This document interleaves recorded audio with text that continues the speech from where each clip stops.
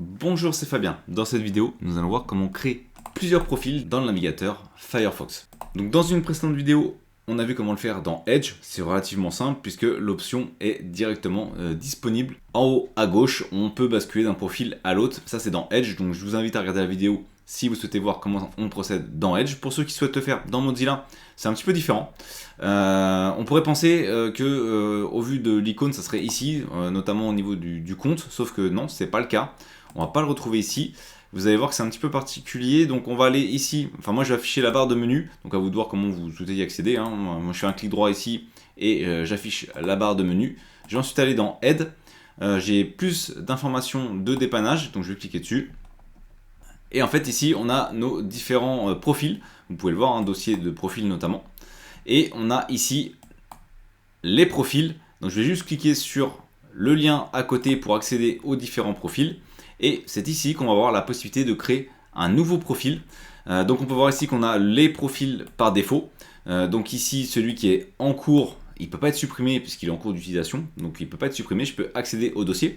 Et en fait, ce qu'on va faire, c'est qu'on va créer un nouveau profil, ce qui va créer un nouveau dossier profil. Et donc tout ce qui va être lié à ce profil, eh bien, sera enregistré dans ce profil. Donc ça a des noms un peu particuliers, hein. Forcément ça n'a pas forcément d'intérêt de les retenir, mais on va cliquer dessus, on va faire créer un nouveau profil. On a un assistant de création de profil qui se lance, on va faire suivant. On va indiquer que ça va être un profil pro pour faire simple, et comme vous pouvez le voir, il ajoute ici .pro à la fin. Si je mets perso, vous avez vu qu'ici on va avoir .perso à la fin. Donc après c'est vous qui lui donnez le nom, et en fait lui il a besoin d'utiliser sa série de chiffres et de numéros pour identifier le profil, puis ensuite il va ajouter l'extension. En fait l'extension c'est tout simplement le nom que vous donnerez à votre profil. Ensuite vous avez la possibilité de choisir un dossier si vous le souhaitez. Hein. Au final vous pouvez très bien créer vous-même le nom. Je vais mettre n'importe quoi. Et comme vous pouvez le voir, eh bien plutôt que ce soit généré automatiquement, c'est moi qui ai choisi le dossier, donc écrit le nom. Alors ça vous n'êtes pas du tout obligé de le faire, hein. Vous pouvez conserver le nom automatique, vous pouvez conserver le nom qui est fait automatiquement par le navigateur.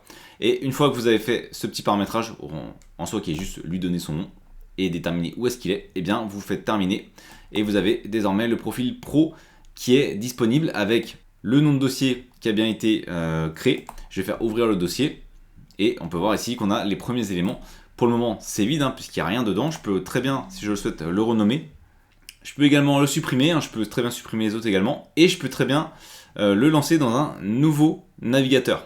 Donc si je souhaite le lancer, je vais juste faire lancer dans un nouveau navigateur, et ici je suis dans mon nouveau profil. Donc ça c'est mon nouveau profil qui se trouve ici.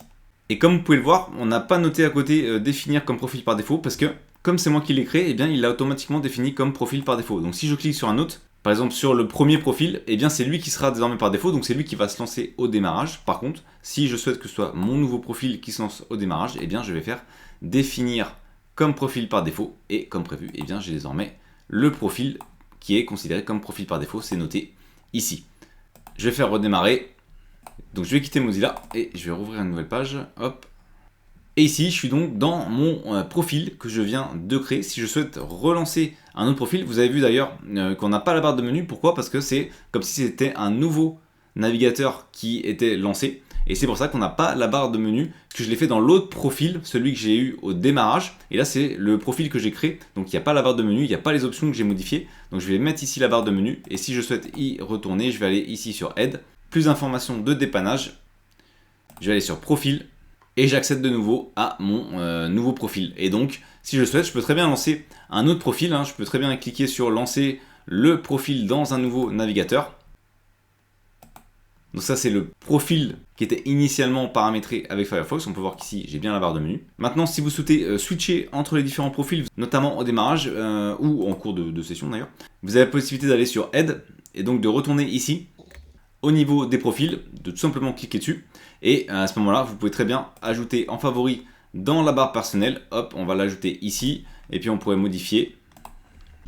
Je vais juste cliquer dessus. Et comme vous pouvez le voir, eh bien j'accède directement à mes différents profils pour lancer celui qui m'intéresse. Donc ça, c'est une première possibilité. Autre possibilité, quand il est fermé, vous pouvez utiliser, hop, exécuter. C'est firefox.exe-p majuscule. Vous faites entrer. Et en fait, il va vous proposer en fait de choisir le profil que vous souhaitez au démarrage en fait. Ça va le lancer sur le profil qui vous intéresse. Donc vous pouvez indiquer par exemple le pro et vous faites démarrer. Attention à la case qui était restée cochée, ça va l'utiliser ensuite comme profil par défaut. Et automatiquement, eh bien, on va arriver dessus sur le profil que j'ai sélectionné. Donc on peut voir que dans celui-là, je n'avais pas mis l'accès ici aux différents profils. Donc il faudra le faire sur chaque profil puisque chaque profil est différent. Donc chaque profil a ses propres paramètres. Et ici, je l'avais fait dans un autre profil. Donc il n'y avait pas ici l'élément qui était en barre de favoris. Donc ici en barre personnelle. Donc ici maintenant, donc il faudra le faire à chaque fois si vous souhaitez pouvoir naviguer d'un profil à l'autre ou sinon vous le faites directement au démarrage comme je viens de le faire. Bon, en tout cas, j'espère que ces informations sur la création de profil avec Firefox vous seront utiles.